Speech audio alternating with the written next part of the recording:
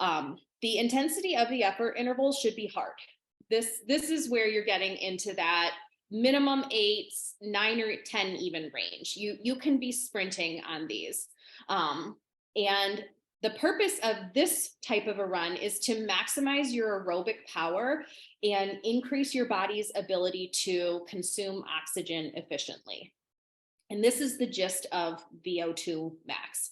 Ideally, you are trying to stress your body to reach its maximum amount of oxygen that it can consume within 1 minute, holding this for a brief period, then recovering a little bit without going completely back to starting.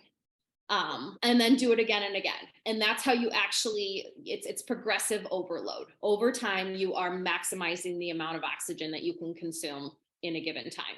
That is one of the reasons why I don't know what different types of fitness trackers track VO2 max. It's not super accurate regardless of which one you use, but Garmin definitely does. And it is really annoying that it will tell you like your fitness is decreasing, you suck, you should actually probably not wake up tomorrow. Like it really can be very depressing because it is basing that off of your VO2 max, but it's not really thinking about where in your training cycle are you and what are the goals of this given workout. And so when you are very deliberately doing what is correct and right for you, doing recovery runs, it's going to judge you against that last interval training that you did where you kicked ass. And it's like, wow, you're not doing nearly as well as you were yesterday.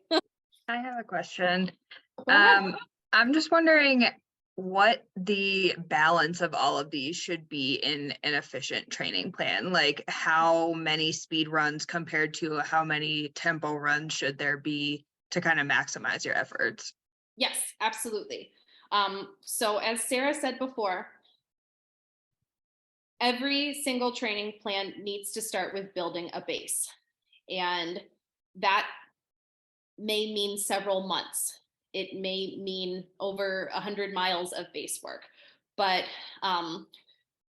if you are at that point where you're ready to start playing around, for the vast majority of people, for the vast majority of races, 1 to maximum 2 days of speed work per week is plenty. Most of your runs are going to be easy runs, recovery runs. 1 day a week is for most people enough.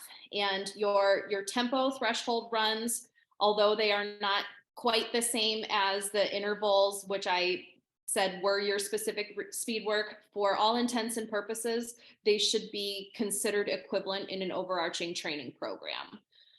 Some weeks you might be doing intervals for your speed work. Some days you might be doing a tempo run for your speed work. Some day you might be doing hills runs for your speed work. You're not doing all of those things in any 1 week ever.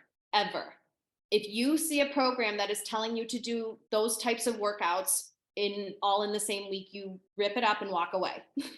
You are going to injure yourself. And 1 long run a week is definitely sufficient. And it is not the most important run of the week. Do not fool yourself into believing that. No 1 run in any training program is the most important run. You can still finish a race if you miss a long run. You don't need to stack things back to back in order to get there. If you skip all your long runs, it might be harder for you to finish, but no 1 workout makes or breaks your chances of completing anything.